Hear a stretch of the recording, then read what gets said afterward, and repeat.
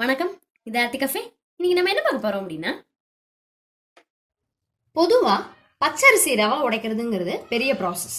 நம்ம பச்சரிசி ரவை உப்புமா கிளறதுக்கு, கொழக்கட்டை பண்றதுக்கு அதுக்கெல்லாம் யூஸ் பண்ணுவோம்.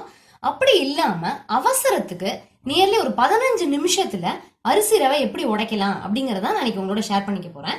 இதுல 2 கப்பு 400 கிராம் பொன்னி பச்சரிசி சாப்பாட்டு அரிசி எடுத்து வச்சிருக்கேன். இது கூட நம்ம என்ன பண்ண போறோம்னா, ஒரே ஒரு கை தண்ணி தெளிக்க போறோம். இந்த அரிசி களையாத அரிசி, ட்ரையான அரிசி.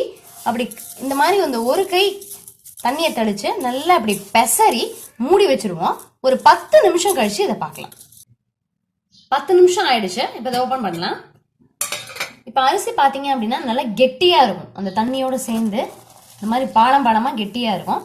நல்லா திருப்பி இப்படி கிளறி விட்டுட்டு ஒரு 5 மினிட்ஸ் திருப்பி மூடி வச்சிருவோம்.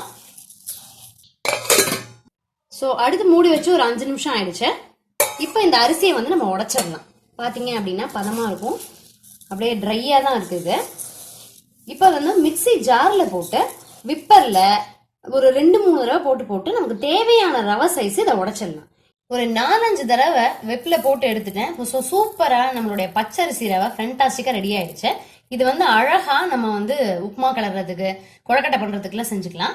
இப்போ இது என்ன செஞ்சணும் அப்படின்னா, வானலியில போட்டு லேசா ட்ரையா சூடு காமிச்சு எடுத்து வச்சிருவோம்.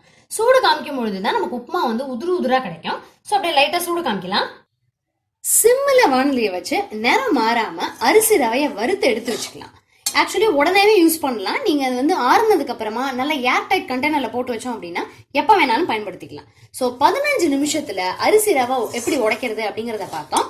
நார்மலா நம்ம பாரம்பரியமா அரிசி ரவை எப்படி உடைக்கிறது அப்படிங்கறத நான் ஆல்ரெடி போஸ்ட் பண்ணிருக்கேன். அந்த வீடியோட லிங்கை இந்த டிஸ்கிரிப்ஷன் பாக்ஸ்லயும் கொடுத்துருக்கேன். நீங்க ரெஃபர் பண்ணிக்கோங்க.